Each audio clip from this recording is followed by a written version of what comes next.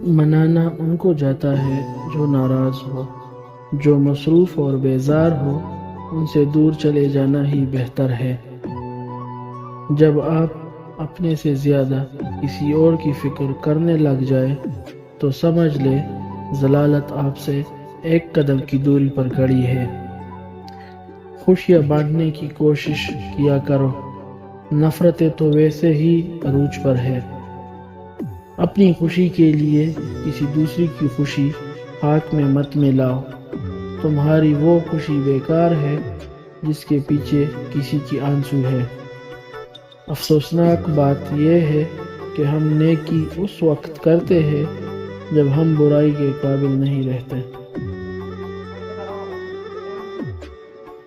کسی دوست کو دھوکہ دے کر یہ مت سمجھو کہ کتنا بے وقوف تھا، بلکہ یہ سوچنا کہ اس کو آپ پر اعتبار کتنا تھا۔ آپ کا خوش رہنا ہی آپ کا برا چاہنے والوں کے لیے سب سے بڑی سزا ہے۔ جب سایہ قد سے بڑھ جائے اور باتیں اوقات سے بڑی ہونے لگ جائے تو سمجھ جائے کہ سورج غروب ہونے والا ہے۔ ہر بار قصور تربیت کا نہیں ہوتا، بعض اوقات کچھ رنگ صحبتوں کے بھی چڑھتے ہیں۔ کچھ لوگ جنگلی جھاڑیوں کی طرح ہوتے ہیں، ان سے الجھنے کے بجائے بچ کر نکلنے میں بھلائی ہوتی ہے۔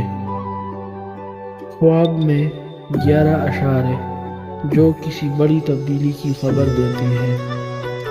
نمبر 1، پانی میں ڈوبنا یا پانی میں تیرنا۔ نمبر 2، سانپ یا بچھو دیکھنا۔ نمبر 3، اونچی جگہ سے گرنا۔ نمبر 4، سفید کپڑے یا روشنی دیکھنا۔ نمبر 5، پرواز کرنا یا اڑنا۔ نمبر 6، پرانا گھر یا قبرستان دیکھنا۔ نمبر 7، کسی فوت شدہ عزیز سے ملاقات۔ نمبر 8، دروازہ کھلنا یا بند ہو جانا۔ نمبر 9، سونا یا زیور دیکھنا۔ نمبر 10، خود کو سفر کرتے ہوئے دیکھنا۔ نمبر 11، نیا لباس پہننا۔